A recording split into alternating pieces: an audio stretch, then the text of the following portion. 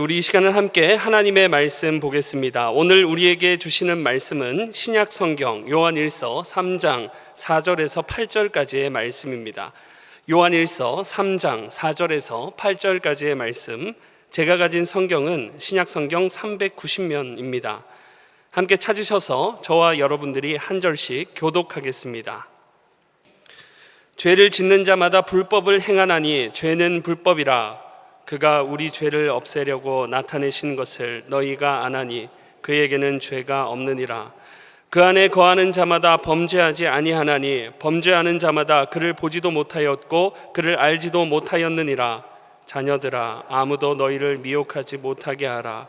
의를 행하는 자는 그의 의로우심과 같이 의롭고. 함께 읽습니다. 죄를 짓는 자는 마귀에게 속하나니 마귀는 처음부터 범죄함이라. 하나님의 아들이 나타나신 것은 마귀의 일을 멸하려 하심이라. 아멘. 한번 따라하겠습니다. 먼저 기도, 3번 기도, 모든 순간 모든 기도. 여러분, 기도와 더불어서 주님과 동행하는 그러한 삶을 살고 있습니까? 계속해서 이 기본기 진행하는 동안에 여러분 기도의 삶을 통해 복 많이 받으시기를 바랍니다. 여러분들은 혹시 그 부실 공사로 인해서 피해를 보신 적이 있으신지요? 부실 공사, 여러분 이 부실 공사는 원래 설계안이 요구하는 대로 하지 않아서 그 수준에 미친 결과로 지어진 모든 건물을 다 부실 공사, 그 공사를 부실 공사라고 이야기합니다. 원래 설계가 요구하는 수준이라는 것은 재료를 제대로 써야 되고, 또 시간을 잘 지켜야 하고, 또 예를 들면 굳는 데 시간, 또 기다리는 시간, 시간이 필요하죠. 뿐만 아니라 설계도뿐만 아니라 그 공사를 어떻게 하면 되는지 표준을 정해놓은 시방서라든지 이러한 내용들을 잘 지키고 준수해야 제대로 된 건물이 나오는데, 불성실하게 해서 결국에는 건물의 구조물과 안전, 내구성에 문제가 생기는 모든 이 공사를 부실 공사라고 합니다. 우리나라는 세계적인 건설 강국이지만 참 많이 짓고 또 많이 건설하다 보니까 부실 공사도 적지 않게 있어 왔습니다. 그 중에서 대한민국 대표적인 3대 부실 공사, 아마 나이가 좀 지긋하신 우리 아버님들은 조금 아실 것 같습니다. 가장 먼저 와우 아파트가 있습니다. 와우 아파트.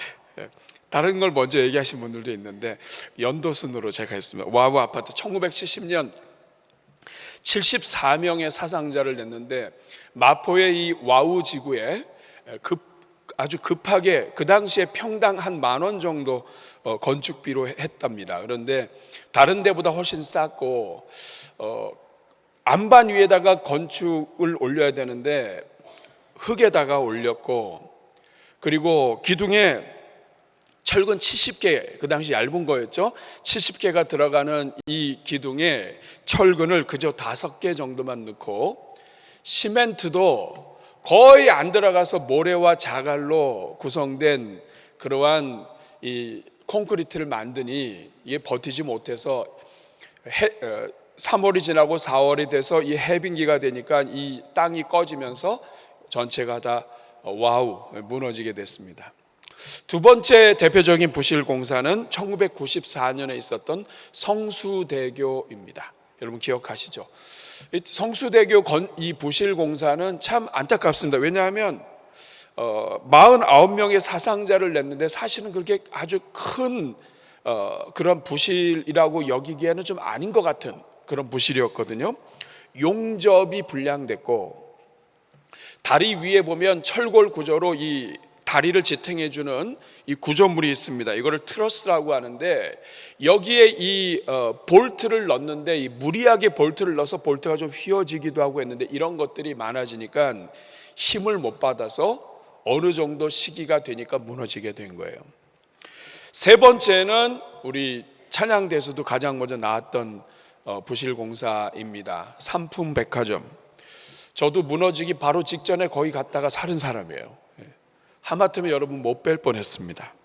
후배가 거기 취직을 해가지고 가서 식사 잘하고 왔는데 그 다음 주에 무너졌더라고요.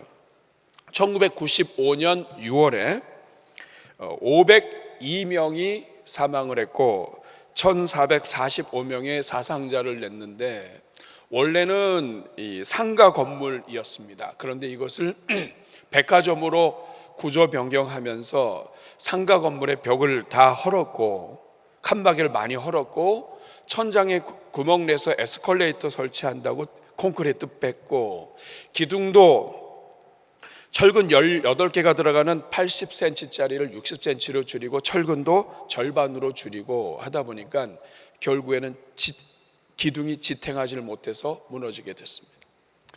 사랑하는 여러분, 이런 부실공사들의 특징이 뭐냐면 원 설계를 안 따른 거예요. 그리고 일부 자재를 줄인 겁니다. 특히 볼트 하나, 철근 하나가 이렇게 수많은 사람들을 죽일 수 있는 그러한 일이 일어날 거라고는 아무도 생각 못한 거죠. 근데 여러분, 건물만 부실 공사가 있는 게 아닙니다.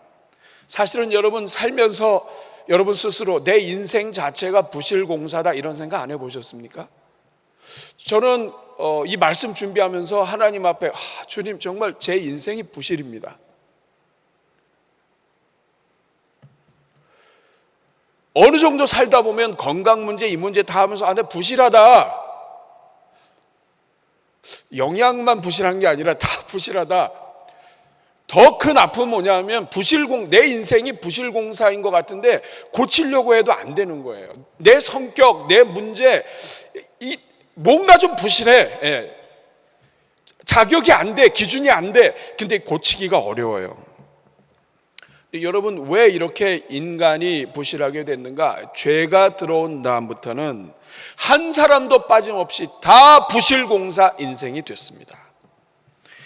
예레미야 17장 9절 말씀을 보면 만물보다 거짓되고 심히 부패한 것이 마음이다. 인간의 마음이 부패했다 이 말이에요. 부패했다는 말은 썩었다는 뜻입니다. 켈빈은 이 말씀을 기초로 해서 전적인 부패라고 하는 교리를 이야기를 했어요. 전적으로 부패했다 이 말은 뭐냐면 전적으로 인간은 무능하다, 총체적으로 썩었다. 마음, 영혼, 생각, 나는 바르게 생각하고 싶고 나는 바른 것을 말하고 싶은데 안 된다 이 말이에요. 지정의 전체가 다 썩었다. 여러분, 바닷물의 소금물의 농도는 3.5%밖에 되지 않습니다. 그런데 여러분, 동해 바다에 가서 물 떠먹어도 짜고요, 서해 바다에 가서 물 떠먹어도 짜요. 3.5%밖에 안 되는데 온 지구 어느 바다를 가도 짜다고요. 마찬가지예요. 여러분, 죄라고 하는 것이 들어와서 우리 인간의 모든 구석에 지정의에 영향을 끼쳐서 총체적으로 부실하게 됐다. 여러분 중에는 원래는 괜찮았는데 잘하면서 죄가 들어왔다고 생각하는 그런 분들도 계실지 몰라요. 그런데 여러분, 그렇지 않습니다. 여러분, 아이를 보세요. 둘째가 태어났는데 이 둘째를 이뻐하면 첫째가 가서 눈을 찌릅니다. 여러분, 이거 누가 시켰어요? 아버지가 불러가지고, 있잖아, 엄마가 둘째를 더 이뻐하면 가서 엄마 몰래 찔러. 이렇게 가르쳐서 애 찌르는 거 보셨어요? 아닙니다. 가르쳐 주지도 않았는데 알아서 찔러요. 얘가 어디서 이런 일을 할까요?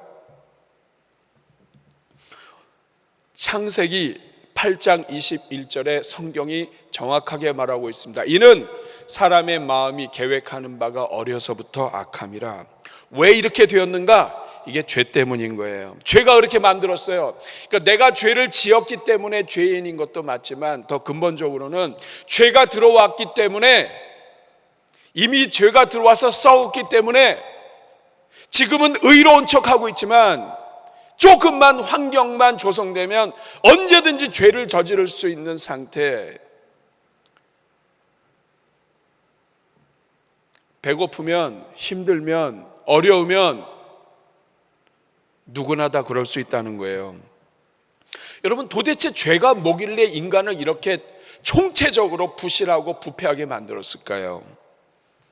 오늘 우리가 읽은 본문이 성경 전체 가운데서도 죄에 대해서 아주 간략하게 말하는 본문이에요. 성경 전체에서 죄는 뭐다?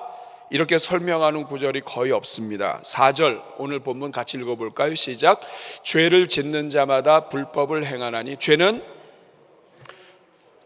불법이다. 여러분, 죄는 불법이다 할 때 이 불법이라고 하는 말은 불법이라는 말도 되지만 무법이라는 말도 됩니다. 아노미아라고 하는 이 헬라어의 본뜻은 뭐냐면 법을 만든 하나님을 싫어하는 거예요.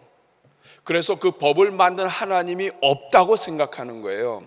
나는 하나님이 없고 하나님이 법 만드는 거 싫어. 그렇기 때문에 나는 무법이야. 나는 그 법 지키지 않아. 법이 없어. 법과 관계없이 살아. 나는 무법이야. 나는 법을 초월해. 이걸 무법자라고 하죠. 여러분, 무법자는 법이 없는 게 아니에요. 누가 법입니까? 여러분 영화 많이 보셨잖아요. 무법자가 나오면 이 사람은 쏴죽이고 이 사람은 안 쏴죽입니다. 왜 안 쏴죽이죠? 자기 마음이에요. 자기가 법이에요. 자기가 법입니다. 우리가 사랑해서 결혼해도 같이 살기 쉽지 않아요. 여러분 정말 존경합니다. 일단 결혼해서 같이 산다는 거 우리가 많이 존중하고 사랑하고 격려해 줘야 돼요. 여러분 왜 사랑해서 만났는데 이렇게 쉽지 않나요? 무법자끼리 만났기 때문에 그렇습니다. 각자 자기 법이 있어요. 살아오면서 자기가 만든 법, 자기 법, 치약. 여러분 나오기만 하면 되잖아요.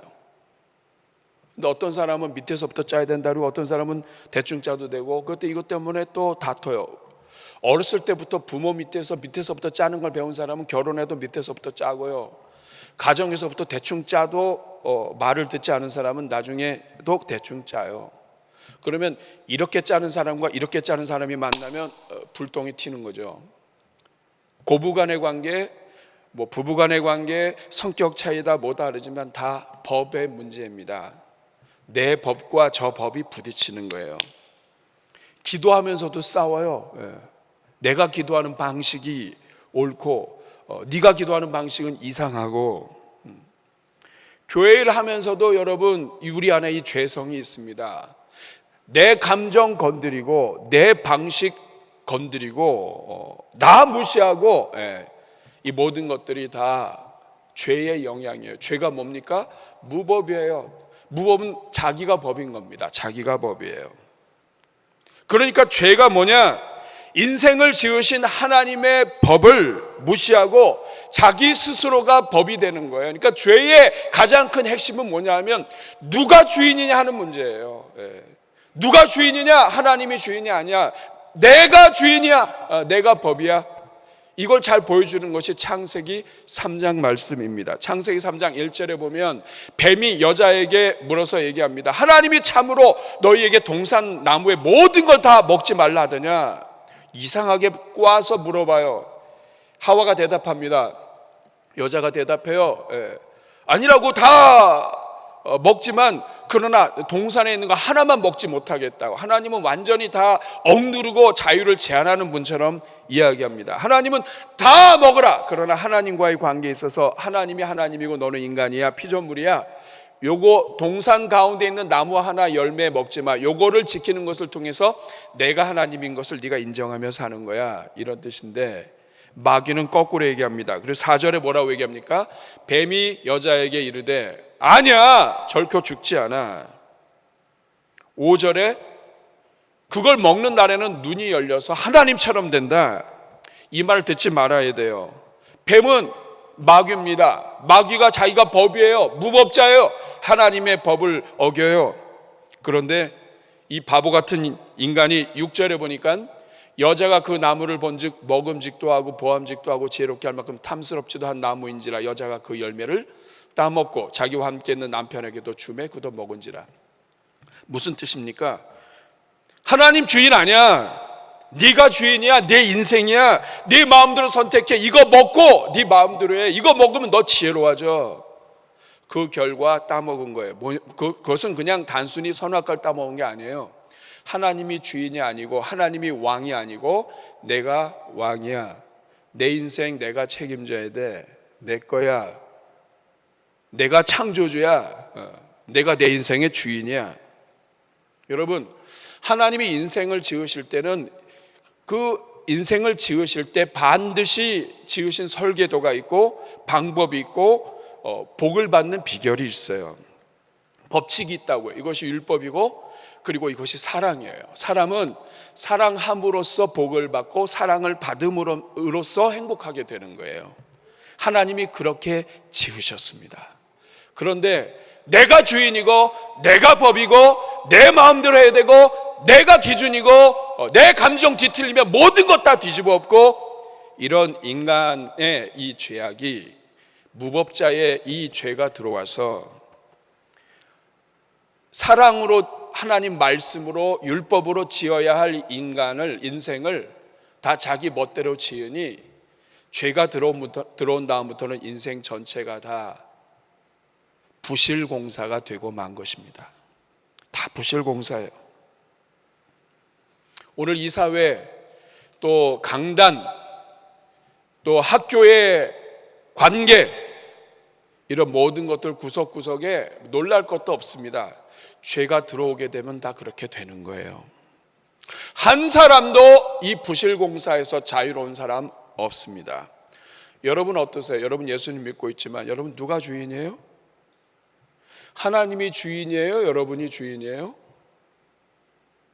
솔직하게 한번 대답해 보세요. 죄가 들어와서 하나님이 주인인 것을 깨고 자기가 주인처럼 사는 것이 죄예요. 그런데 우리가 예수님을 믿으면서도 누가 주인이에요, 여러분? 여러분이 주인이에요? 하나님이 주인이에요? 입술로는 하나님이 주인이라고 하지만 여러분이 주인처럼 살고 있지 않아요?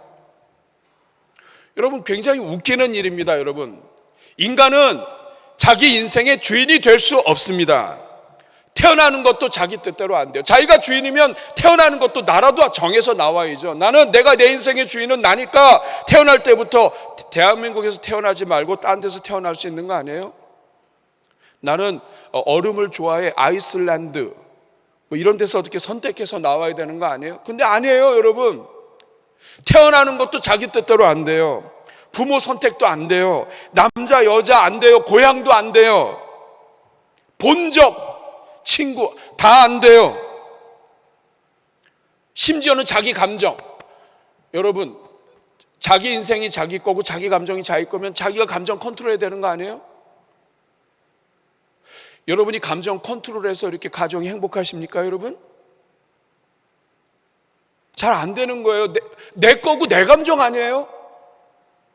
이게 다 뭐냐? 내가 주인처럼 살고 내가 죄 가운데 있다는 뜻이에요. 자기 육체, 자기 거면 여러분 자기 통제 잘해야 되죠. 이거 먹으면 암에 걸려. 딱 수치가 올라오면 이거 통제해야 돼. 스스로 해야 되는데 몰라요. 진단 받아야 나중에 안다고요. 자기 몸이 자기 거고 자기가 주인이면 그 정도는 알아야 되는 거 아니에요? 몰라요. 갑자기 수치 올라가고 자기 몸 병 걸립니다. 자기 미래도 몰라요. 그러면서 내가 주인인 것처럼 살아요. 이게 죄입니다. 여러분 여기에 더해서 어느 인생도 완벽한 공사를 할 수가 없어요. 모두가 다 처음 사는 인생이에요. 어떤 부분은 철근을 대야 되는데 여러분 철근이 빠진 인생, 자라나면서 이때는 좀 먹어줬어야 되는데 못 먹어요. 이때는 가난해서 못하고, 이때는 배고파서 못하고, 이때는 내가 좀 참았어야 되는데 갈등과 다툼 때문에 부실해졌어요.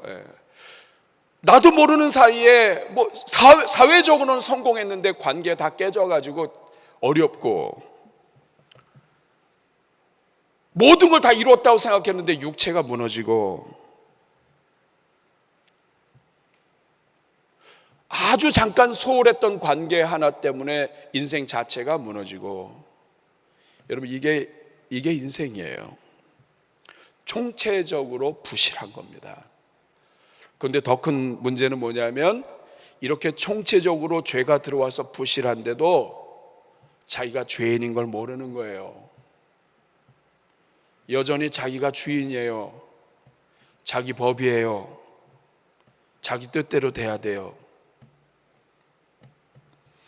죄로 인한 부실 공사의 결과는 혹독합니다. 로마서 5장 12절 말씀 같이 읽어볼까요? 그러므로 한 사람으로 말미암아 죄가 세상에 들어오고 죄로 말미암아 사망이 들어왔나니 이와 같이 모든 사람이 죄를 지었으므로 사망이 모든 사람에게 이르렀느니라. 건물은 부실 공사 조금 했어도 버티다가 그냥 끝까지 갈 때도 있어요. 그런데 우리 인간은 심령이 부패하고 하나님을 떠나서 하나님이 왕이 아니라 자기가 왕으로 생각하는 죄 가운데 있는 모든 인생은 다 사망하게 되어 있습니다. 로마서 3장 23절 모든 사람이 죄를 범하였음에 하나님의 영광에 이르지 못하더니. 여러분, 이제 이 부실공사 중단해야 합니다. 부실공사 인생 멈춰야 합니다. 여러분, 이거 어떻게 멈출 수 있습니까? 이거 손댈수록 커집니다. 이거 어떻게 멈출 수 있습니까? 어떻게 이 인류의 총체적인 부실공사를 막을 수 있습니까? 바로 이 죄 문제를 해결하시기 위해서 오신 분이 예수 그리스도이십니다. 오늘 우리가 읽은 본문 4절 보시면 죄를 짓는 자마다 불법을 행하나니 죄는 불법이라. 그런데 5절 말씀 같이 읽겠습니다. 그가 우리 죄를 없애려고 나타나신 것을 너희가 아나니.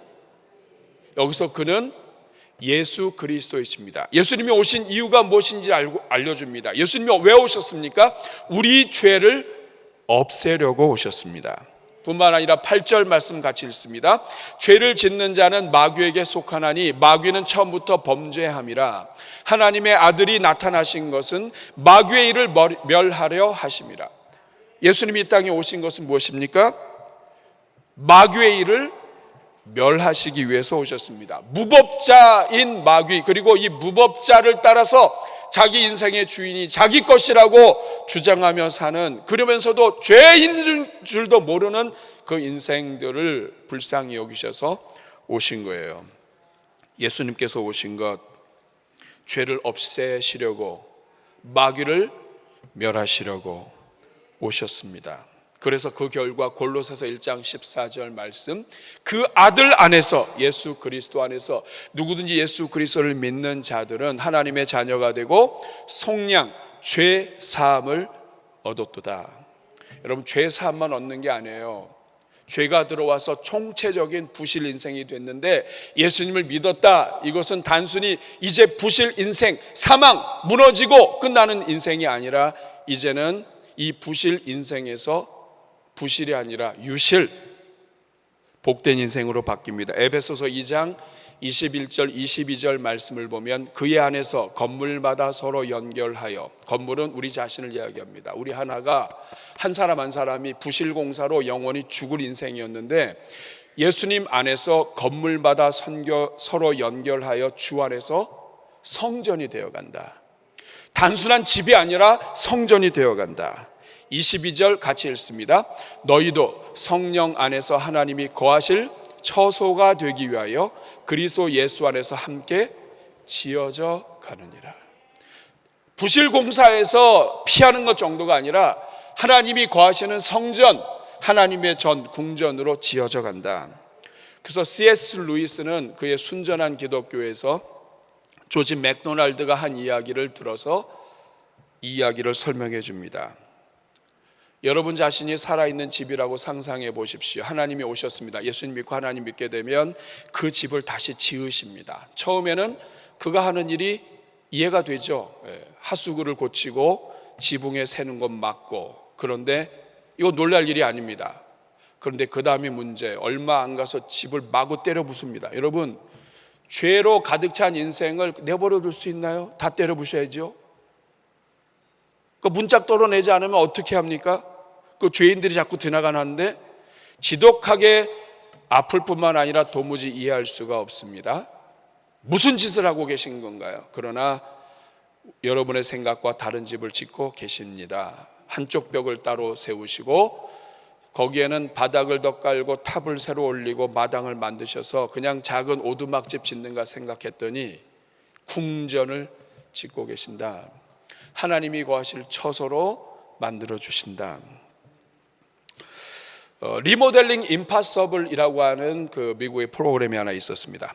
그 영어 제목은 인스턴트 드림 홈이에요. 그러니까 뭐냐면 집 주인이 모르게 하루 동안에, 집 주인이 빈 사이에 하루 동안에 몇 개월을 계획을 해서 그 집을 하루에 다 고쳐주는 거예요. 그러니까 하루에 하려니까 엄청 계획을 세워야 되고, 그리고 그 집에 여러 차례 가서 다 봐야 돼요.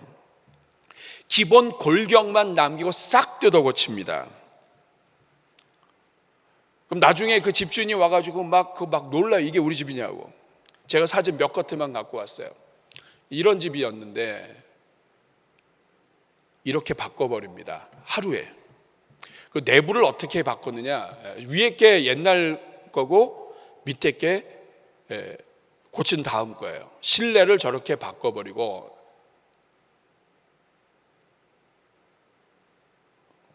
저렇게 바꿔버립니다. 여러분, 예수님 믿고 사는 거 쉽지 않아요.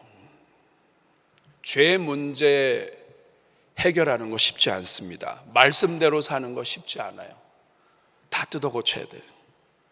내 마음대로 살려는 나, 여전히 예수님 믿고 죄사함을 받았지만 그럼에도 불구하고 예전의 습관, 예전의 방법, 이거를 그대로 쥐고 바둥바둥하고 있는 우리, 살기 쉽지 않죠. 힘듭니까? 예수님 믿는 거 어렵습니까? 사람 부딪히는 거 아프십니까? 교회 나오면 좀 편안해야 되는데 교회 나오면 힘든 부분이 있습니까? 많이 망가져서 그래요. 여러분들 그거 거기서 그만두시면 안 됩니다. 내가 편한 대로 계속 살면 내 방식대로 살고 집이 지어지지 않아요. 우리 예수님의 목적은 우리 모두를 예수님처럼 만드시는 거예요. 지금은 아프지만 여러분, 인간의 지혜를 가지고도 5명이 하루 만에 저런 집 만들면 리모델의 명수이시고 건축의 거장이신 우리 주님이 여러분 손대면 여러분 그거는 감당하기 어려운 집 됩니다. 이거 기억하시고 오늘부터 다시 시작해서 우리 주님 앞에 목적이 무엇인지를 분명히 해야 돼요. 아프지 않은 게 목적이 아니라 아름다운 집 짓는 게 목적입니다. 신앙생활은 아름다운 집을 짓는 거예요. 때로는 못을 뜯어내야 되고 때로는 다 뜯어내야 됩니다. 저 집 뼈대 남겨놓고 다 뜯은 거예요. 그런데 그 아픔이 있어야 아름다워지는 것입니다. 그러므로 여러분, 오늘 이 순간 우리 주님 앞에 죄인임을 고백하고, 여러분 고백하셔야 돼요. 따라하겠습니다. 주님, 죄인입니다. 다시 한번, 주님, 나는 부실공사입니다. 나를 불쌍히 여겨달라고, 하나님 도와달라고 예수님을 주인으로 모시겠습니다. 여러분 예수님을 믿고 여전히 여러분이 주인처럼 산다면 여러분 집이 느껴져요. 오늘 주님 앞에 맡기시고, 주님이 주인이십니다. 저는 주인이 아닙니다. 내일 일도 모릅니다. 주인 되신 주님이 책임져 주십시오. 내 고집이 아니라 주님 말씀대로 살게 해 주십시오. 내 감정이 아니라 예수님의 마음으로 살게 해 주십시오. 이렇게 할 때 하나님이 여러분들에게 큰 은혜 주실 줄로 믿습니다. 내가 주인 삼은 저음을 한번 쳐보실래요? 내가 주인 삼은 모든 것 내려놓고 내 주 되신 주 앞에 나가 내가 사랑했던 모든 것 내려놓고 주님만 삼. 다시 한번 고백합니다. 내가 주인 삼은 내가 주인 삼은 모든 것 내려놓고 내 주 대신 주 앞에 나가 내가 사랑했던 모든 것 내려놓고 주님만 사랑해. 우리 같이 가슴에 손 얹고 같이 기도하겠습니다. 이 시간 기도할 때 하나님 아버지, 예수님 믿고 있지만 여전히 내가 주인입니다. 무법자입니다. 내가 죄인입니다. 내 감정도 다스리지도 못하는 인간이 주인 행세하고 무법자 행세하며 하나님을 거스르고 있습니다. 주여, 이 죄인을 용서하여 주시고 십자가의 보혈로 덮어주셔서 이제는 주님을 주인으로 모시고 사는 종들 되게 해 주옵소서. 오늘 말씀 생각하면서 우리 주님 앞에 우리의 죄인됨을 고백하며 같이 기도할 때 하나님이 여러분에게 은혜 주실 줄로 믿습니다. 저를 따라해 주시기 바랍니다. 주여 은혜를 주옵소서. 우리 주여 한번 부르고 기도합니다.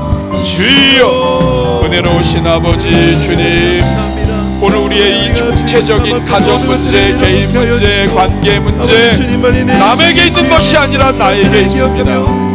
내가 주인 노릇하고 내가 무법자로 여전히 하나님의 법을 가볍게 여기고 내 법대로 내 방식대로 하나님이라면 이래야 되는 거 아니냐고 하나님한테 따지며 사는 것이 오늘 우리의 모습임을 고백합니다. 하나님 아버지, 불쌍히 여겨 주시옵소서.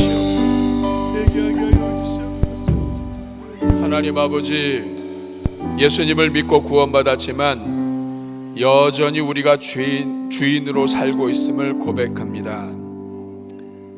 남편은 이래야 되고, 남자는 이래야 되고, 여자는 이래야 되고, 교회는 이래야 되고, 심지어는 하나님을 향해서 하나님이시라면 이렇게 해야 되는 것 아니냐고 따지고 덤벼드는 이 죄인들을 하나님 불쌍히 여겨주시고 이 시간 십자가의 보혈로 덮어주셔서 모두가 다 주님을 주인으로 모시고 부실공사에서 영원토록 아름다운 은혜로 해방되게 해 주옵소서.